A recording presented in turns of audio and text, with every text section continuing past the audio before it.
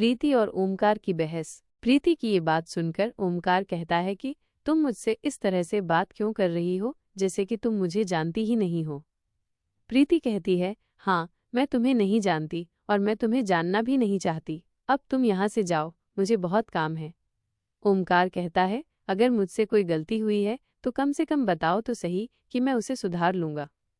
प्रीति जवाब देती है, मुझे तुम्हारी किसी गलती से कोई मतलब नहीं है और मतलब ही क्यों होगा, तुम मेरे लगते ही क्या हो जो मैं तुम्हारे बारे में सोचूं।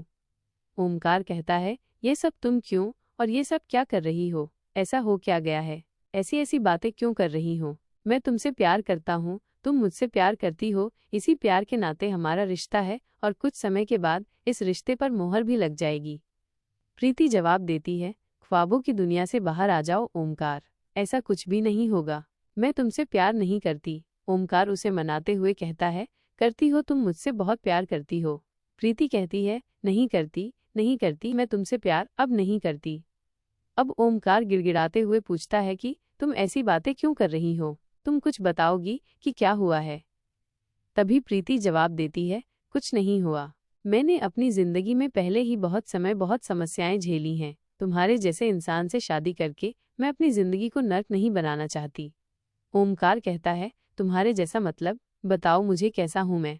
प्रीति दूसरी तरफ चेहरा करके जवाब देती है, एकदम नकारे निकम्मे जो अपना खर्चा तक नहीं उठा सकते, अपने परिवार का खर्चा क्या उठाओगे। मैं कभी भी तुमसे शादी नहीं करूंगी, इस प्यार का क्या मतलब, अपने लिए कोई दूसरी लड़की ढूंढ लो। ओमकार जैसे ही आगे कुछ बोलने की कोशिश करता है, प्रीति कहती है, तुम यहाँ से जाते हो या नहीं। ओमकार फिर से कहने के लिए बोलने की कोशिश करता है, प्रीति फिर से बोल पड़ती है, मुझे तुम्हारा एक शब्द भी नहीं सुनना, यहाँ से निकलो।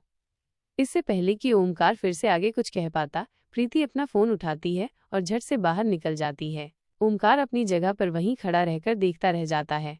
रोहित और चिराग की बातचीत। रोहित और अनिका के बेडरूम में अनिका तैयार होने के बाद अपने कमरे से बाहर आ जाती है, लेकिन रोहित अभी तक कमरे में ही था। रोहित शीशे के आगे खड़ा होकर तैयार होते हुए लगातार मन ही मन सोच रहा था कि अनिका ने नकली आकाश को पहचाना कैसे, और इसी तरह से बहुत सारे सवाल आकाश से रिलेटेड उसके मन में चल रहे थे। वो जल्द से जल्द अपने सारे सवालों के जवाब अनिका से पूछना चाहता था, लेकिन पूरा दिन और रात साथ रहने के बाद भी उसके पास ऐसा कोई मौका नहीं था कि वो अनिका से बात कर सके, अनिका के बारे में या आकाश के बारे में बात कर सके। तभी वो मन ही मन निश्चित करता है, जैसे ही इस काली चीज से निजात मिलती है, मैं सबसे पहले अनिका से आकाश के बारे में बात करूंगा। वैसे तो इन सभी सवालों का जवाब अनुमान के आधार पर वो जानता ही था, लेकिन वो इस मामले में अनिका से एकदम ठीक जानकारी हासिल करना चाहता था, क्योंकि यह मामला ऐसा ही था जहां सही जानकारी का होना बेहद जरूरी था। ठीक इसी वक्त कमरे के दरवाजे पर खटखटाने की आवाज होती है। रोहित कम इन कहकर अपने बाल ठीक करते हुए कहता है, कम इन चिराग। चिराग कमरे के अंदर आता है और कहता है, गुड मॉर्निंग सर। रोहित के 2 कदम दूर खड़ा हो जाता है। चिराग रोहित की तरफ देखता है। चिराग के चेहरे पर उलझन दिखाई दे रही थी। रोहित मुस्कुराकर कहता है, तुम्हारे चेहरे को देखकर लगता है कि तुम अपना काम पूरा नहीं कर पाए। पर बेहद सरप्राइजिंग की बात है कि चिराग किसी काम को करने के लिए निकला हो और वो बिना पूरा किए लौट आया हो। चिराग मेहता कहता है, नहीं सर, ऐसी कोई बात नहीं है, वह काम तो कब का हो गया। रोहित कहता है, तब फिर तुम्हारे माथे पर परेशानियों की लकीर क्यों है। चिराग कहता है, सर, बात यह है कि आप सुनोगे तो शायद आप भी मेरी ही तरह सोचने लगोगे। चिराग की बात सुनकर रोहित हैरान हो जाता है और सोफे पर बैठते हुए चिराग के सामने बैठने के लिए इशारा करता है। चिराग वहीं सामने सोफे पर बैठ जाता है और उसके बाद आदित्य पराशर के ऑफिस में हुई सारी घटनाक्रम के बारे में रोहित को सुनाता है। रोहित मुस्कुराकर कहता है, सही कहा तुमने, she has a good business sense. फिर एक पल रुककर कहता है, रोहित मारवा के साथ सौदेबाजी, क्या उन्हें पता नहीं? रोहित मारवा को अपनी बात मनवाने के लिए उनसे सौदेबाजी की कोई ज़रूरत नहीं।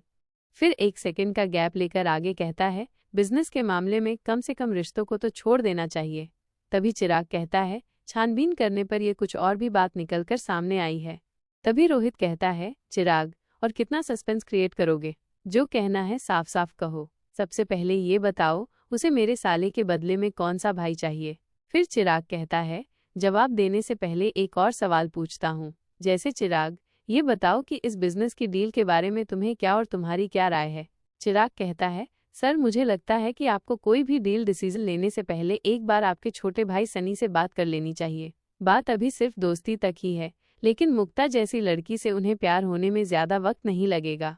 मेरी जानकारी और समझ के हिसाब से मुक्ता सनी को पसंद करती है, और यह भी हो सकता है ओमकार और प्रीति के बारे में जानने के बाद मुक्ता ने उन दोनों की जिंदगियों को बचाने के लिए सनी से शादी करने का फैसला लिया। वहीं गुलेरिया परिवार के खिलाफ जाकर मुक्ता से शादी करने की हिम्मत सिर्फ मारवा परिवार ही रख सकता था।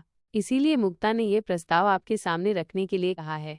रोहित मारवा लंबी गहरी सांस लेकर सामने की तरफ देखता है और अपने एक हाथ पर दूसरा हाथ रखते हुए कहता है, व्हाट एन अंडरस्टैंडिंग। फिर रोहित मन ही मन सोचता, सनी से बात करनी होगी और मुक्ता से भी मिलना होगा।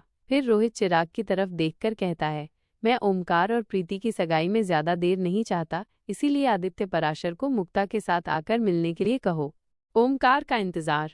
वहीं मारवा हाउस में सनी अपने कमरे में कई घंटों तक ओमकार का इंतजार कर रहा था, लेकिन ओमकार न तो सनी के कमरे में आया और न ही सनी का फोन उठा रहा था। अंत में सनी कुछ सोचने के बाद अपने कमरे से उठकर ओमकार के कमरे तक पहुंच जाता है।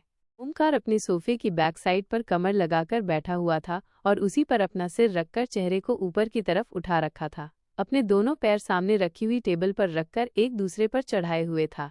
वो दोनों हाथ गोद में रखकर बैठा हुआ था और अपनी ही दुनिया में खोया हुआ था।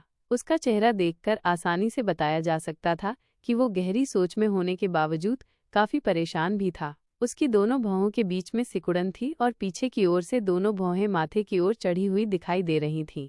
उसे इस बात का बिल्कुल भी एहसास नहीं था कि उसके कमरे में कोई आया था।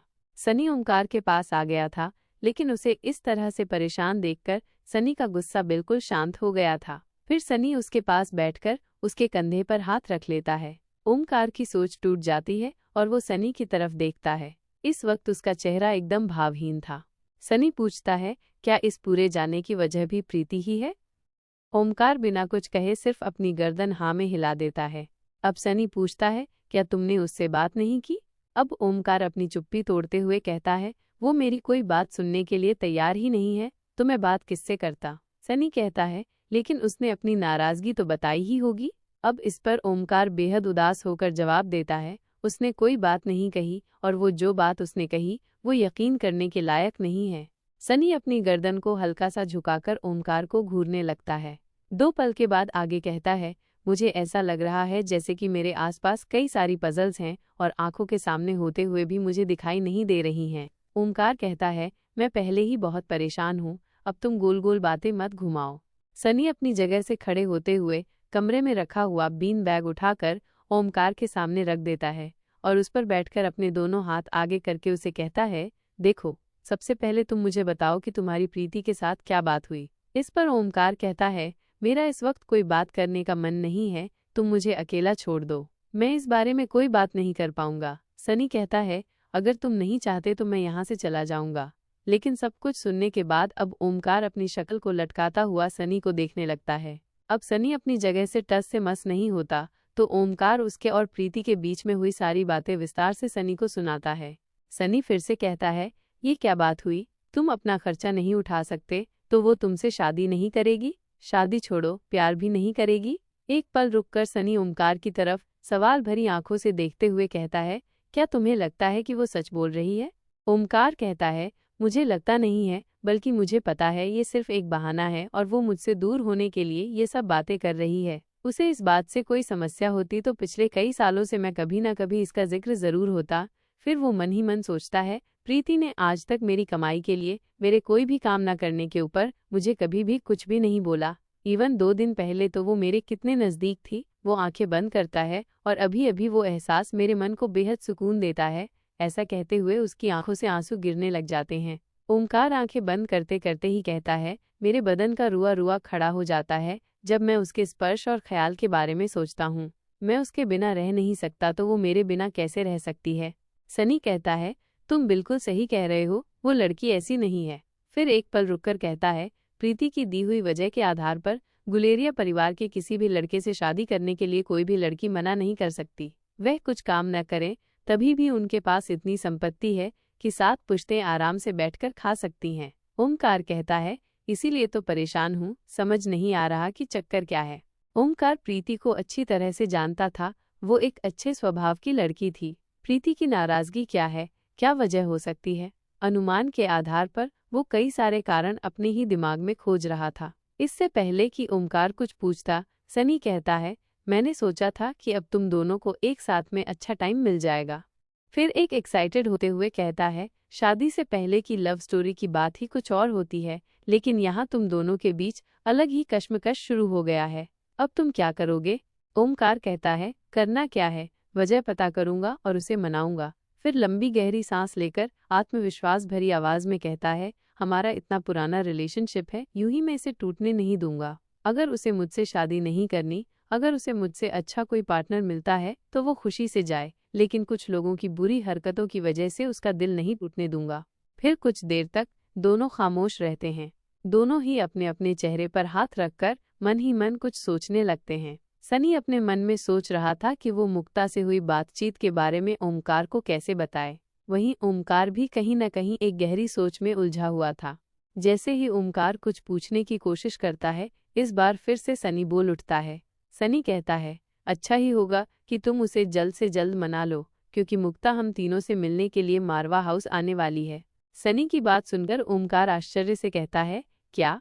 सनी ओमकार से कहता है, हाँ दोस्त, वो कोई जरूरी बात बताना चाहती है। ओमकार अपने सोफे की बैक साइड पर कमर लगाकर बैठा हुआ था और उसी पर अपना सिर रखकर चेहरे को ऊपर की तरफ उठा रखा था। अपने दोनों पैर सामने रखी हुई टेबल पर रखकर एक दूसरे पर चढ़ाए हुए था। वो दोनों हाथ गोद में रखकर बैठा हुआ था और अपनी ही दुनिया में खोया हुआ था। उसका चेहरा देखकर आसानी से बताया जा सकता था कि वो गहरी सोच में होने के बावजूद काफी परेशान भी था। उसकी दोनों भौहों के बीच में सिकुड़न थी और पीछे की ओर से दोनों भौहें माथे की ओर चढ़ी हुई दिखाई दे रही थीं। उसे इस बात का बिल्कुल भी एहसास नहीं था कि उसके कमरे में कोई आया था।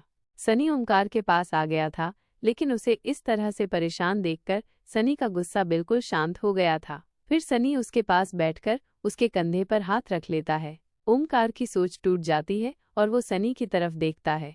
इस वक्त उसका चेहरा एकदम भावहीन था। सनी पूछता है, क्या इस पूरे जाने की वजह भी प्रीति ही है? ओमकार बिना कुछ कहे सिर्फ अपनी गर्दन हाँ में हिला देता है। अब सनी पूछता है, क्या तुमने उससे बात नहीं की? अब ओमकार अपनी चुप्पी तोड़ते हुए कहता है, वो मेरी कोई बात सुनने के लिए तैयार ही नहीं है, तो मैं बात किससे करता? सनी कहता है, लेकिन उसने अपनी नाराजगी तो बताई ही होगी। अब इस पर ओमकार बेहद उदास होकर जवाब देता है, उसने कोई बात नहीं कही और वो जो बात उसने कही वो यकीन करने के लायक नहीं है। सनी अपनी गर्दन को हल्का सा झुकाकर ओमकार को घूरने लगता है। 2 पल के बाद आगे कहता है, मुझे ऐसा लग रहा है जैसे कि मेरे आसपास कई सारी पजल्स हैं और आंखों के सामने होते हुए भी मुझे दिखाई नहीं दे रही हैं। ओमकार कहता है, मैं पहले ही बहुत परेशान हूँ, अब तुम गोल गोल बातें मत घुमाओ। सनी अपनी जगह से खड़े होते हुए कमरे में रखा हुआ बीन बैग उठाकर ओमकार के सामने रख देता है और उस पर बैठकर अपने दोनों हाथ आगे करके उसे कहता है, देखो, सबसे पहले तुम मुझे बताओ कि तुम्हारी प्रीति के साथ क्या बात हुई। इस पर ओमकार कहता है, मेरा इस वक्त कोई बात करने का मन नहीं है, तुम मुझे अकेला छोड़ दो, मैं इस बारे में कोई बात नहीं कर पाऊंगा। सनी कहता है, अगर तुम नहीं चाहते तो मैं यहाँ से चला जाऊंगा। लेकिन सब कुछ सुनने के बाद अब ओमकार अपनी शक्ल को लटकाता हुआ सनी को देखने लगता है। अब सनी अपनी जगह से टस से मस नहीं होता, तो ओमकार उसके और प्रीति के बीच में हुई सारी बातें विस्तार से सनी को सुनाता है। सनी फिर से कहता है, ये क्या बात हुई? तुम अपना खर्चा नहीं उठा सकते तो वो तुमसे शादी नहीं करेगी? शादी छोड़ो, प्यार भी नहीं करेगी? एक पल रुककर सनी ओमकार की तरफ सवाल भरी आंखों से देखते हुए कहता है, क्या तुम्हें लगता है कि वो सच बोल रही है?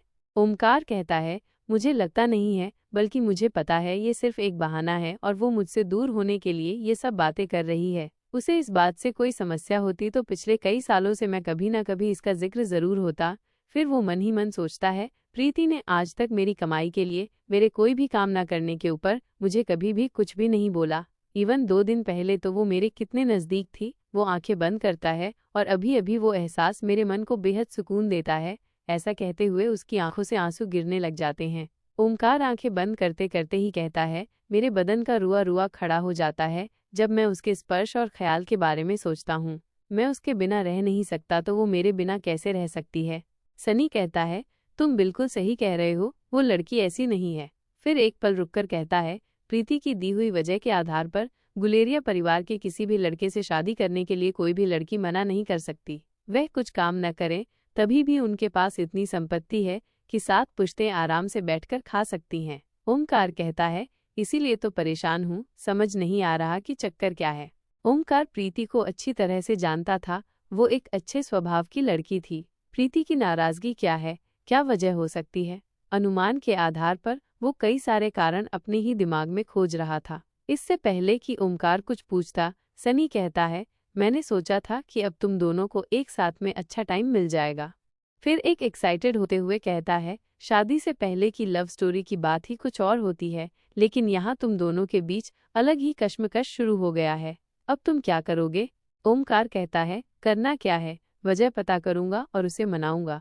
फिर लंबी गहरी सांस लेकर आत्मविश्वास भरी आवाज में कहता है, हमारा इतना पुराना रिलेशनशिप है, यूं ही मैं इसे टूटने नहीं दूंगा। अगर उसे मुझसे शादी नहीं करनी, अगर उसे मुझसे अच्छा कोई पार्टनर मिलता है तो वो खुशी से जाए, लेकिन कुछ लोगों की बुरी हरकतों की वजह से उसका दिल नहीं टूटने दूंगा।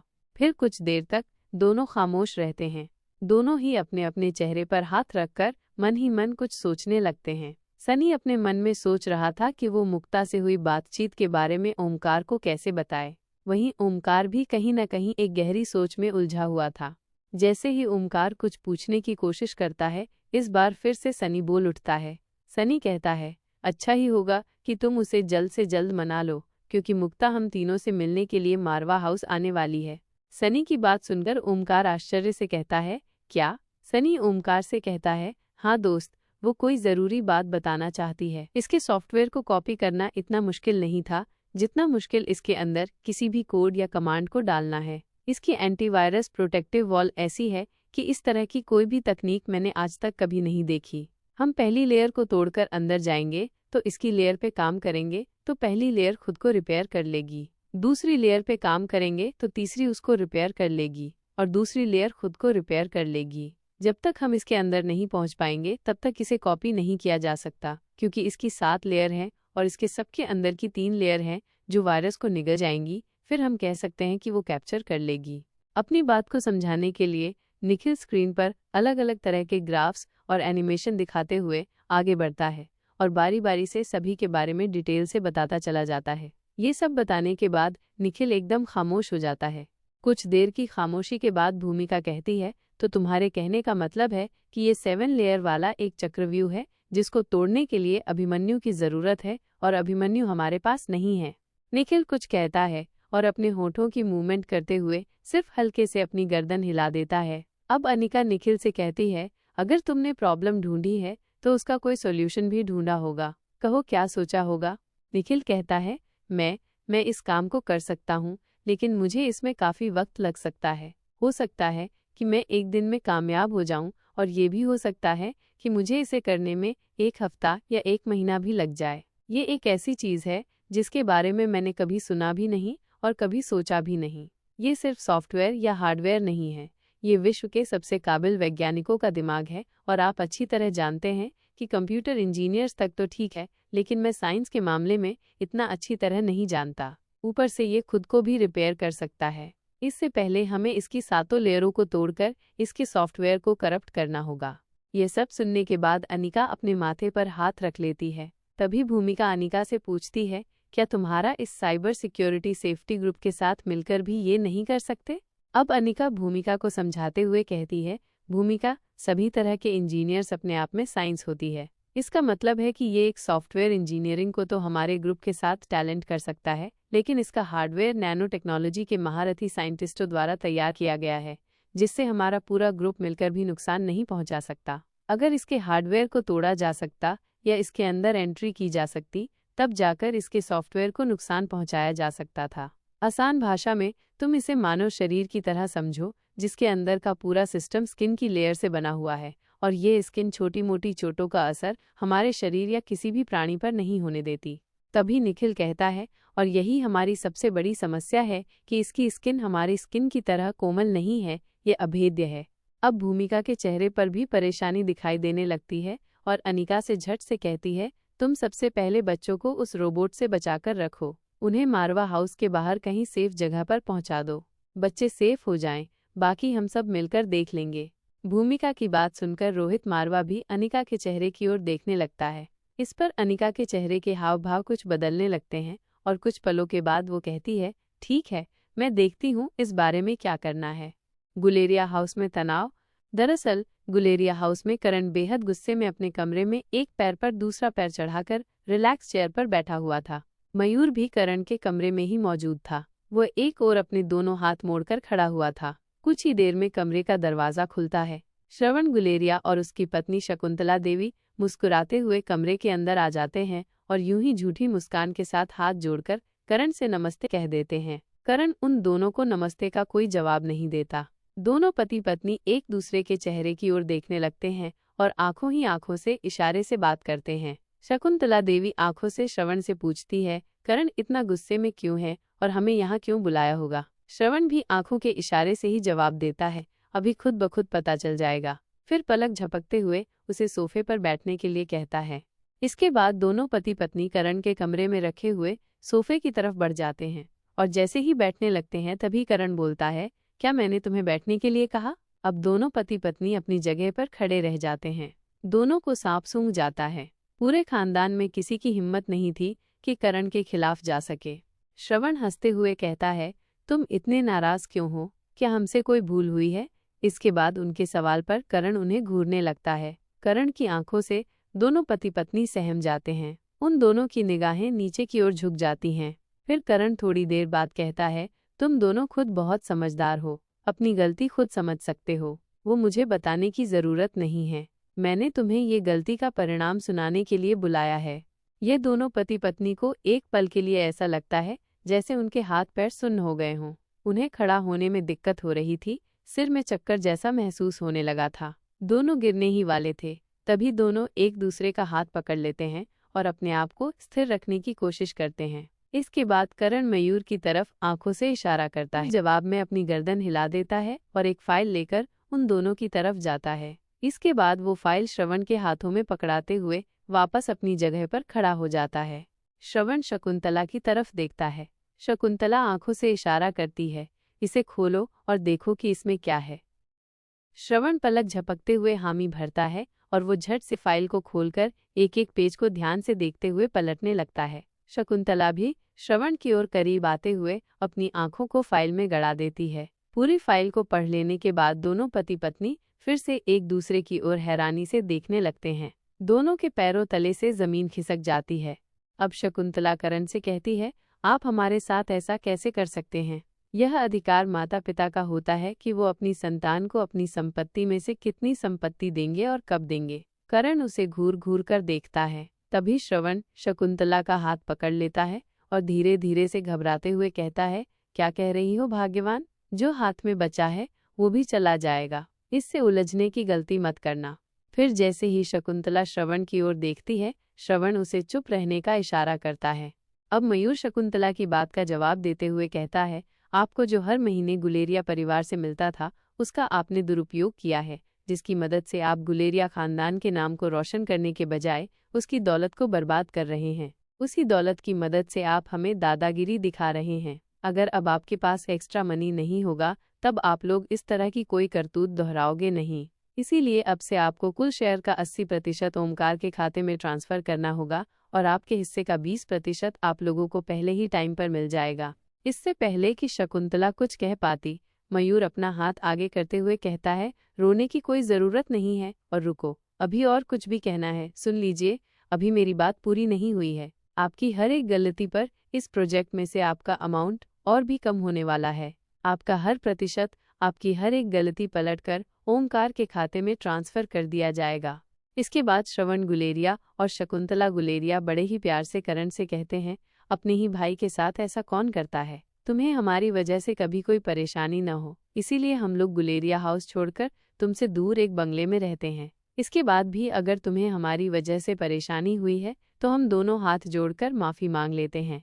इससे पहले कि वे दोनों पति पत्नी की नौटंकी आगे बढ़ती, करण अपने हाथ की हथेली को आगे कर देता है। ये खामोश हो जाने का इशारा था। करण एक बार फिर से सख्त आवाज में कहता है, तुम लोग यहाँ से क्यों गए थे इसके बारे में सभी जानते हैं। इस पर तुम्हारी सफाई की कोई जरूरत नहीं है। तुम्हारी जानकारी के लिए बता दूं कि इससे पहले रोहित मारवा तुम्हें सजा दे, मैं तुम्हें सजा दे रहा हूं, क्योंकि रोहित मारवा की मार तुम नहीं सह पाओगे। तुम दोनों की मैं कक्षाओं के लिए मैं तुम दोनों को खानदान के सालों बाद सुधरे हुए संबंधों को ताक पर नहीं रख सकता। तुमने हमारे परिवार पर दाग लगाया है। इसके बाद भी अपनी सजा को करण गुलेरिया की तरफ से अपनी भलाई समझकर एक्सेप्ट करो। और श्रवण, याद रहे कि तुम्हारी इतनी भलाई सिर्फ इसलिए सोची है क्योंकि बदकिस्मती से तुम्हारी रगों में गुलेरिया खानदान का खून है। अब एक बार फिर से जैसे ही श्रवण और शकुंतला कुछ बोलने की कोशिश करते हैं, करण अपनी मोटी मोटी आंखों से उन्हें घूरते हुए हुंकार भरता है और कहता है उसकी आवाज सुनते ही दोनों की रूह कांप जाती है। करण गर्दन हिलाकर उन दोनों को कमरे से बाहर निकल जाने का इशारा करता है। दोनों चुपचाप वहां से बाहर निकल जाते हैं। उन दोनों के चले जाने के बाद करण मयूर से कहता है, मयूर, तैयारी करो। जितनी जल्दी हो सके दोनों बच्चों के रिश्ते को एक बंधन में बांध देना ठीक होगा, क्योंकि ये दोनों इतनी आसानी से चुप बैठने वालों में से नहीं हैं। इन दोनों की प्रकृति सिगार जैसी है। यह इस बार इनका वार चूक गया, लेकिन हर बार ऐसा नहीं हो सकता। योगराज के बंगले में पार्टी मीटिंग। उधर योगराज के बंगले में योगराज अपने ही बंगले में बनाए गए पार्टी ऑफिस के अंदर अपनी पार्टी के कार्यकर्ताओं के साथ एक मीटिंग में व्यस्त था। एक कार्यकर्ता कहता है, भैया जी, हम अपनी अपनी समस्याओं को लेकर आए हैं और यहाँ पर इकट्ठे हुए हैं, पर समस्या से बड़ी बड़ी समस्याएं एक जैसी नहीं हैं। कहीं पर सीवर ब्लॉकेज की समस्या है तो कहीं पर पानी की, कहीं सड़क की समस्या है तो कहीं पर झुग्गी झोपड़ियों की। वहीं वृद्धा पेंशन को लेकर लोग परेशान हैं तो कहीं विकलांगता के लाभों को लेकर परेशान। तभी दूसरा कार्यकर्ता कहता है, अगर सभी समस्याएं एक जैसी हों तो हम एक प्रस्ताव पास कर सकते हैं और सभी से वाहवाही लूटकर अपने लिए वोट मांग सकते हैं, लेकिन यहाँ लोगों की दिक्कत अलग अलग है। ऐसे में हम करें तो करें क्या? इस तरह से आगे भी अन्य कार्यकर्ताओं अपनी अपनी बात रख देते हैं। अब योगराज अपनी जगह से उठ खड़ा होता है और अपने दोनों हाथों से सभी को बैठने का इशारा करता है। सभी शांति से अपनी अपनी जगह पर बैठ जाते हैं और योगराज बोलना शुरू करता है, देखिए, इसमें इतना अधिक परेशान होने की कोई ज़रूरत नहीं है। लोगों की समस्या कभी खत्म नहीं होगी। तुम उनकी जितनी भी ज़रूरतें पूरी करते रहोगे, वो हर बार उससे भी ज़्यादा उनकी ज़रूरतें बढ़ती जाएंगी। कई ज़रूरत के सामान आ खड़े होने पर वो पहली उसको पानी की समस्या और वहाँ सीवर की समस्या निश्चित है। अब जितने भी उन लोगों की ज़रूरतों को पूरा करने की कोशिश करोगे, उनकी ज़रूरतें और बढ़ती ही जाएंगी। अभी हमें सबसे पहले प्राथमिकता को देखना है और उनकी पहली प्राथमिकता पानी है। जब पानी की समस्या सुलझेगी तो सीवर की समस्या दिखाई देगी, फिर बिजली की समस्या दिखाई देगी। जहाँ जहाँ इस तरह सभी कुल सारी समस्या खत्म हो जाएंगी, वहाँ उन्हें पेंशन जैसे लाभों की इच्छा प्राप्ति होगी। एक पल रुककर वो आगे कहता है, ये सभी के सभी हम लोगों का चुनाव इसलिए किया जाता है ताकि हम उनकी एक के बाद एक दूसरी से तीसरी और चौथी सभी समस्याओं को दूर कर पाएं। लेकिन समस्या दूर कैसे की जाए, हमारे लिए ये मुद्दा नहीं है। मुद्दा ये है कि जैसे ही उनकी पहली समस्या दूर करेंगे, वो सब खुश हो जाएंगे और थोड़े ही दिन बाद दूसरी समस्या लेकर तुम्हारे पास बड़ी ही उम्मीद से आकर खड़े हो जाएंगे और फिर दूसरी के सुलझने के बाद वो तीसरी समस्या लेकर आएंगे और आपके सामने खड़े हो जाएंगे। और उनकी अंतिम समस्या वो होगी जो हमसे भी नहीं सुलझेगी, क्योंकि भाई हम भी इंसान हैं। इसीलिए हम इनमें से किसी एक प्राथमिकता को ही अभी हाल में पूरा कर देते हैं। योगराज अपनी बात को आगे बढ़ाते हुए कहता है, यदि आप उनकी अंतिम समस्या नहीं सुलझा सकते तो वह अपनी पहली सुलझाई हुई सभी समस्याओं को भूल जाएंगे और फिर उसे गलतफहमी में बदल देंगे, हमें गलतियां देंगे, हमारा वोट बैंक कमजोर पड़ जाएगा। अब इन लोगों को कौन समझाएगा कि जो समस्या हमने सुलझा ली उसमें हम कितनी मेहनत, वक्त और पैसा लगा रहे हैं। इन्हें किसी की कोई अहमियत नहीं होती, इन्हें अहमियत है तो सिर्फ खुद की। इसीलिए आप सभी भी अपनी और अपनी पार्टी के बारे में सोचो। पार्टी रहेगी तो आप रहेंगे और आप रहेंगे तो पार्टी बनी रहेगी। इसलिए जो इस वक्त जिस समस्या पर थे उसे उसी समस्या पर रहने दो। आप सभी को बस इतना करना है कि उनके समय समय पर जाकर मिलते रहो, उसके प्रति सहानुभूति दिखाओ, अलग अलग तरह से उन्हें बहला फुसलाकर उनके सामने जाकर ऐसा दिखाया करिए कि आप उन सब के लिए कितना भला सोच रहे हैं। काम पूरा न कर सकने का ठेका आप दूसरी पार्टी के लोगों के सिर पर फोड़ो। जब इलेक्शन एकदम पास होगा तब हम सब मिलकर काम करेंगे, फिर उन्हें हम याद भी रहेंगे और हमें वो वोट भी मिलेगा। ठीक इसी वक्त गजेंद्र पाल उसके पास आता है और कान में कुछ कहकर वहीं खड़ा हो जाता है। हमने उसको बड़े ही लाड़ प्यार से पाला है और हमारी बेटी की इच्छा जहाँ है हमें उसकी शादी वहीं करनी चाहिए। अच्छा हुआ कि रोहित के सेक्रेटरी चिराग ने आकर हमें सब कुछ बता दिया, नहीं तो आप लोगों ने मुझे नहीं बताया था। ऐसे तो मैं अपनी बेटी की जिंदगी अपने हाथों से ही खराब कर देता, ऐसे तो मेरे हाथों से एक बहुत बड़ा अनर्थ हो जाता। अगर मुक्ता समय पर ऑफिस नहीं पहुंचती, हमें सब कुछ नहीं बताती, तो आज मारवा परिवार से भी हम दुश्मनी मोल ले लेते। अब एक बार फिर से विराट और सुनील की तरफ देखते हुए वो कहता है, कम से कम हमें नहीं बताया तो जिस वक्त सुनील मेहमानों की सूची बना रहे थे तब उन्हें बता दिया होता। इतना कहकर वो चुप हो जाता है और विराट की तरफ मुड़कर देखने लगता है। अब विराट घबरा जाता है और वो कहता है, मैंने मुक्ता के दोस्तों का उसमें नाम लिखवाया था। ये सुनते ही आदित्य सुनील की तरफ देखता है। सुनील ने अपनी गर्दन झुका ली और कहा, सर, मैंने आपको अभी तक मेहमानों की सूची नहीं दिखाई है। इस बारे में मैं आपसे बात करने ही वाला था। अब आदित्य घरवालों की तरफ देखता है तो वे सब भी गर्दन नीचे करके कहते हैं, हमें लगा था कि आपको खुद ही पता चल जाएगा। आदित्य सभी की सफाई सुनने के बाद वहां रखी हुई शाही कुर्सी पर बैठ जाता है और अपनी एक कोहनी को उसके हेड स्टैंड पर रखते हुए माथे पर हाथ रख लेता है। मुक्ता की चिंता।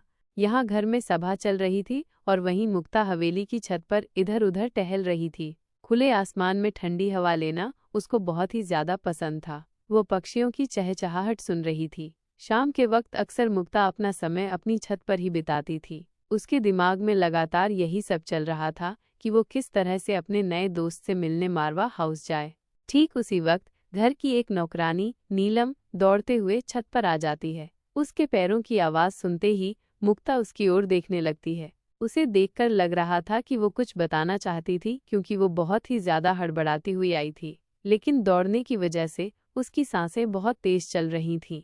उसे इस तरह हाँफते हुए देखकर मुक्ता उसे वहां रखी हुई कुर्सी पर बैठने का इशारा कर रही थी। तभी मुक्ता ने गिलास में पानी डालकर उसकी तरफ बढ़ा दिया और आगे कहती है।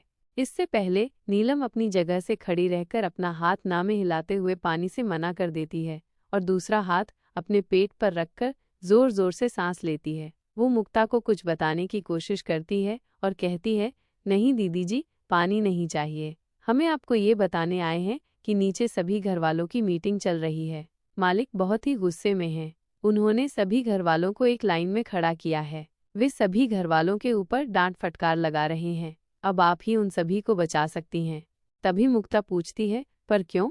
नीलम जवाब देती है, यह सब हमें नहीं पता। इससे पहले कि हमारे नाम की पुकार लगे और हमें भी उन सब में डांट खाने के लिए आगे खड़ा होना पड़े, हम वापस नीचे जा रहे हैं। बस किसी तरह आप तक सूचना पहुंचाने के लिए हम हड़बड़ी में यहाँ पर आए थे।